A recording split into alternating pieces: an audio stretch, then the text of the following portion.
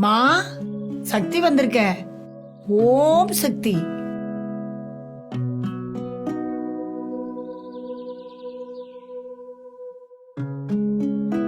சொல்லுங்க ஓம் சக்தி, என்ன வேணும்? ஓம் சக்தி ஆதிபராசக்தி கோயிலுக்கு நடந்தே போறேன். உன்னால முடிஞ்சா ஏதாவது உதவி பண்ண முடியுமா?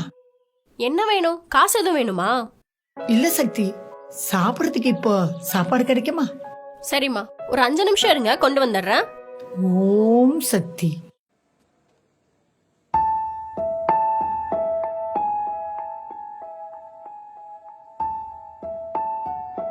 மீனா, காலைல ஏஞ்சதுல இருந்து ரொம்ப பசிக்குது.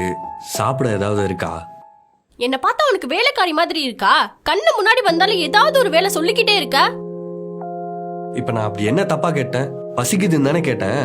நீ என்ன 5 வயசு குழந்தையா? பசிக்குதுன்னா போய் சாப்பாடு கூட போட்டு சாப்பிட தெரியாதா? கால் தானே அடிபட்டிருக்கு, கை நல்லா தானே இருக்கு. போ.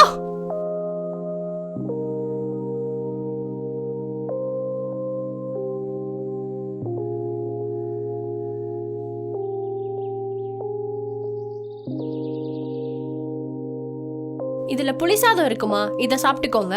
சக்தி, பசிச்ச வயிற்றுக்கு சோறு போட்ட நீங்க வாழ்க்கையில எப்பவும் சந்தோஷமா இருக்கணும். நீங்க சொன்னது நடந்தா எனக்கும் சந்தோஷம்தாம்மா. என்னாச்சு சக்தி? உங்ககிட்ட சொல்றதுக்கு என்னம்மா, கல்யாணம் ஆகி 1 வருஷம் ஆகுது. காலையில எழுந்திருக்கிறப்பவே சண்டையில தான் ஆரம்பிக்குது எங்க வாழ்க்கையே.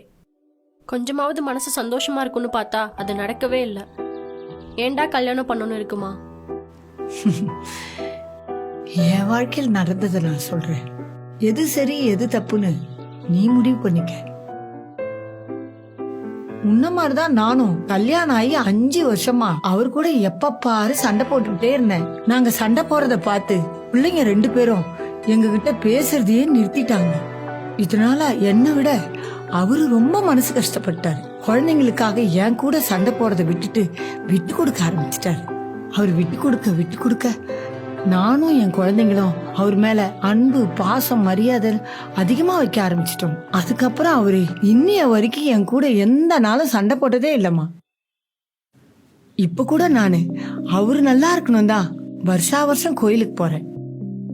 இங்க பாருமா சக்தி, எங்களை மாதிரி 1000 பேருக்கு அன்னதானம் போடுறதுனால புண்ணியம் தான் கிடைக்கும்.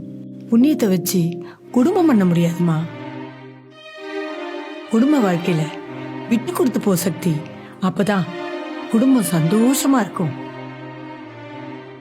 புராண கதைகள்ல கூட குடும்ப பெண்ணுங்க அப்பா, அம்மா, ஏன் கும்புற சாமியை விட கட்டின புருஷன் தான் முக்கியம்னு சொல்லியிருக்காங்க.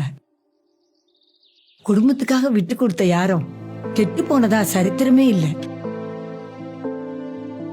ஐயோ, விட்டா நான் இன்னைக்கெல்லாம் பேசிக்கிட்டே இருப்பேன் சக்தி. அப்ப நான் கிளம்புறேன். சக்தி, நான் சொன்னதை கொஞ்சம் யோசிச்சு பாருமா. சரிம்மா. ஓம் சக்தி. தாய், இந்த குடும்பத்தை 100 வருஷம் நீதான் சந்தோஷமா வச்சுக்கணும். எங்க பக்கெட் எடுத்துட்டு எங்க போயிட்டு இருக்கீங்க? சுடு தண்ணி எடுக்கிறது கிச்சன் போறேம்மா. கால்ல தான் அடிபட்டு இருக்குல்ல, கொடுங்க, நானே பண்றேன். இல்லம்மா, இன்னைக்கு சஷ்டி, கோயிலுக்கு போற வேலை வேற இருக்கும். உனக்கு ஏன் கஷ்டம்? நானே பரவாயில்ல, பாத்துக்கிறேன். விடுங்க. உங்களை குளிக்க வச்சுட்டு உங்களை ரெடி பண்ணி விட்டுட்டு அதுக்கப்புறமா நான் கோவிலுக்கு போறேன். சாமி எங்கெங்க போகுது? இனிமே உங்களை விட வேற எதுவும் எனக்கு பெருசு இல்ல. வாங்க. இப்படி ஒரு மனைவி கிடைக்கிறதுக்கு நான் எத்தனை ஜென்மத்துல புண்ணியம் பண்ணணும். ஆனா கொஞ்ச நேரத்துக்கு முன்னாடி இப்படி பேசினாலே